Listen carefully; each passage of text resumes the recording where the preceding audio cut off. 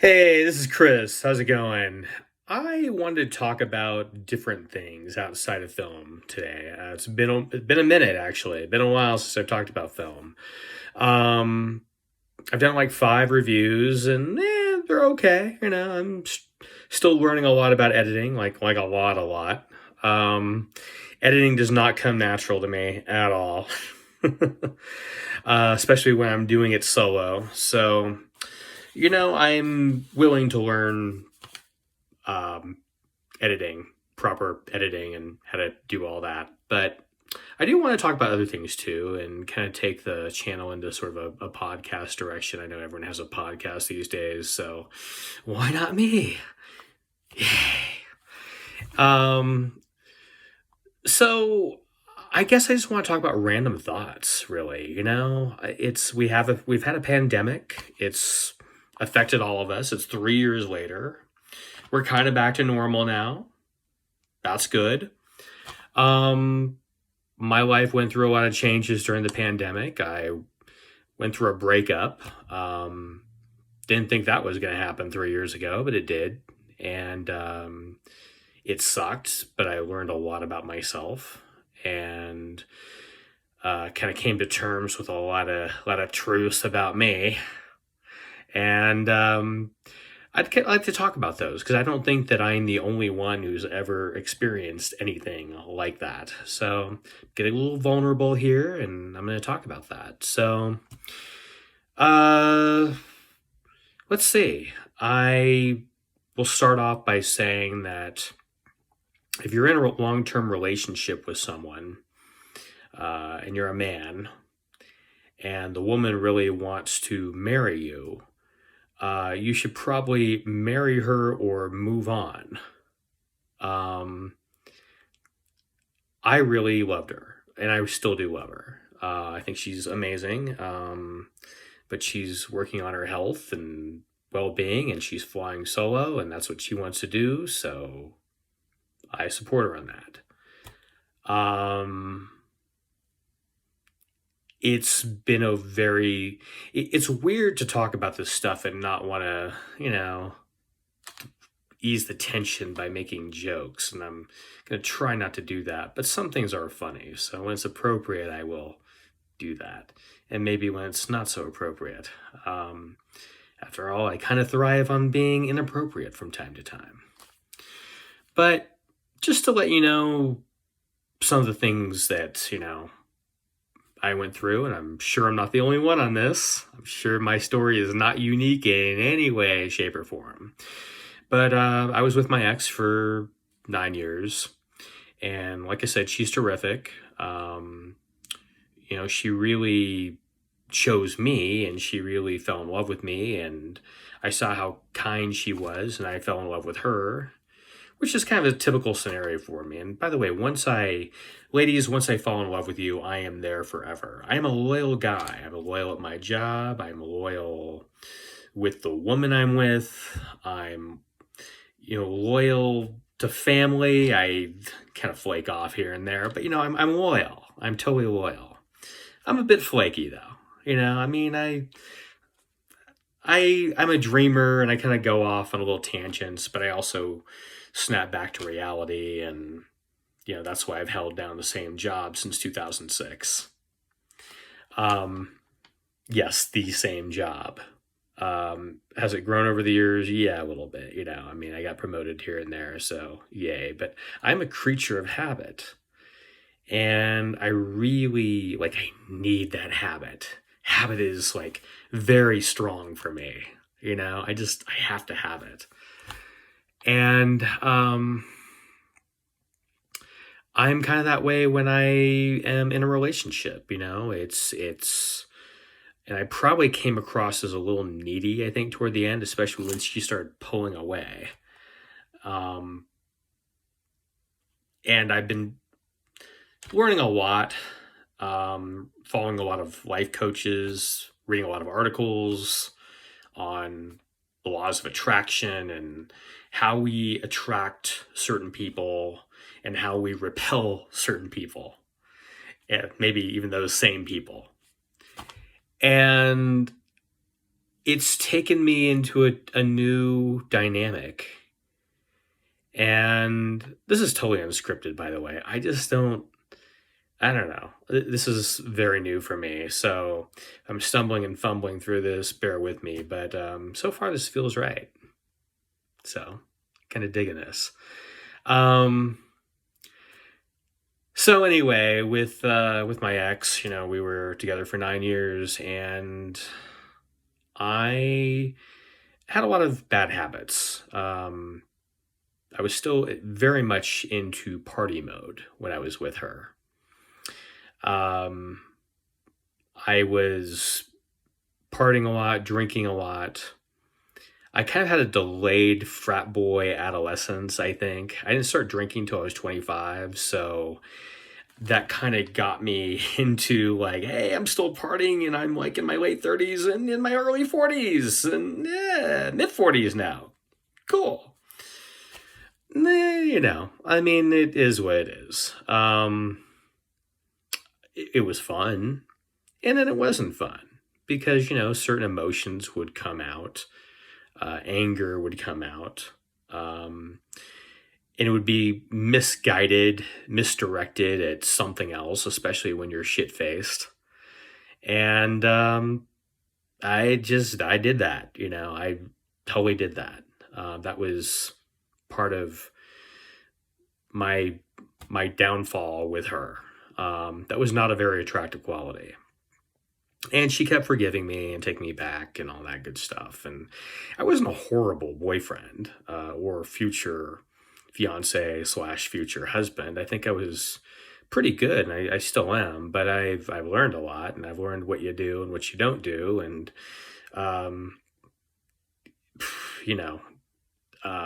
if you have a drinking problem, really get a grip on it. If you have to go to therapy, if you have to go to rehab, just do that. Get under control, seriously, or it will control you. And besides that, I had anger issues, even while sober. I really was set off by a lot of things. Like one incident in particular that I really recall was we were leaving Home Depot. This was right when the pandemic was starting. And she was driving, and I was just like, everyone was wearing masks and at the store, then they weren't wearing masks in another venue. So it was that lovely time during the pandemic where certain places you walk into and people were wearing masks and certain people weren't, and they were kind of like judging you if you were or weren't. And there were no set rules yet, to guide us. And everything just felt awkward as hell. And I said, this is going to be a new thing to divide us as a nation, as a world, as everything. The mask and no mask people. And I flipped the fuck out. And I just started yelling and ranting and raving. And I was, I was feeling it. I was really, really feeling it.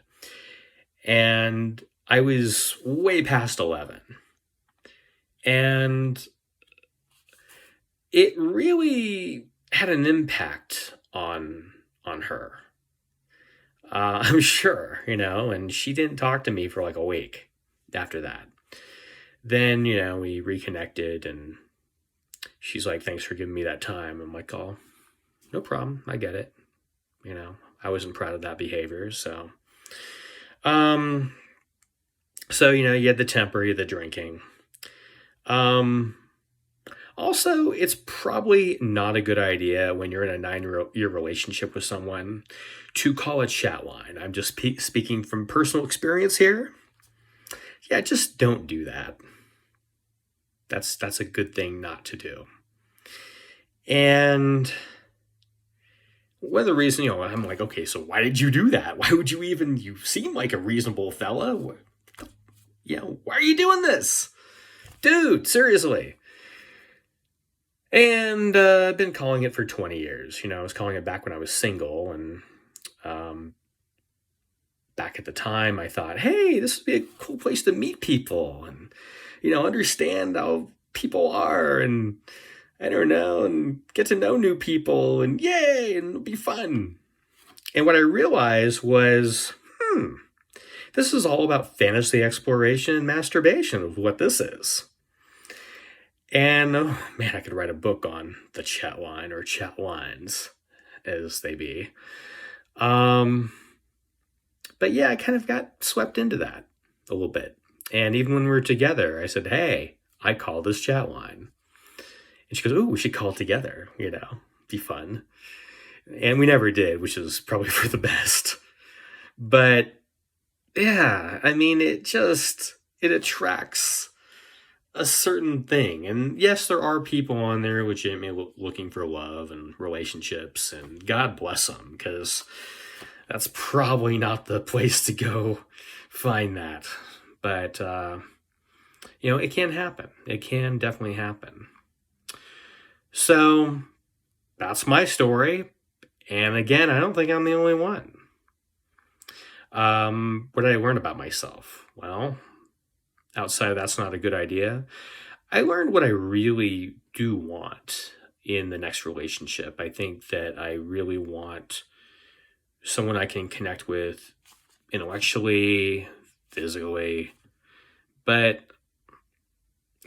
and then when I start to think about what my perfect mate is, I just think about how demanding we are to our significant others, aren't we? We want them to be everything.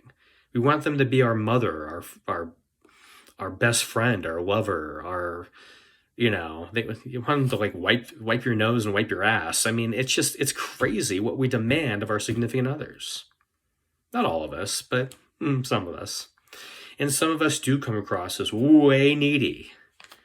And that's just something I'm becoming more mindful of over the past 3 years. So if there's any takeaway from this, I don't think I'm alone. I think there's other people out there that have experienced the same thing. And I think we're all kind of in this together. And if we can be more honest about this stuff, the better we are. I'd like to talk more about this. I think that's all I really have to say for this video, though. And I want to just get into being real. And hopefully you will join me with that. And hopefully more people will join me with that. Apparently I had 7 subscribers. Now I have 6, apparently, last time I checked, which was just a few minutes ago. But I could have sworn I really had 7. And apparently one of my subscribers just peaced out, but whatever. I kind of find that funny. Like, dude, been fun, but see ya. I don't take it to heart. I don't even know who it is. Is there a way to actually know who your subscribers are? I don't know. I think it's like kind of confidential, isn't it? But, I'm liking the energy of this video. It's fun. It's, I'm kind of patting myself on the back right now because I didn't know how this was going to sound. I'm like, okay, I gotta get the right tone here. And I think I have like the right tone of awkwardness and earnestness and humor and all that. But I really want to come across as genuine and real and authentic. And not because I am trying to be authentic, but I really am an authentic person.